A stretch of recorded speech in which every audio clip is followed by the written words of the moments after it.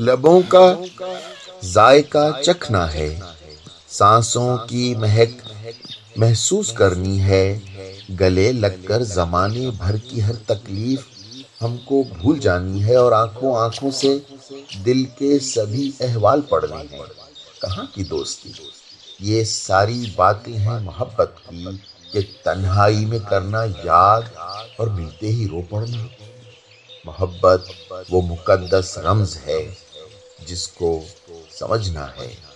ना इतना दूर बैठो, पास आ जाओ ज़रा मेरे, या मुझको पास आने दो कि मुझको ऐसा लगता है अभी कुछ और सदियां है सफ़र तुम तक पहुंचने में।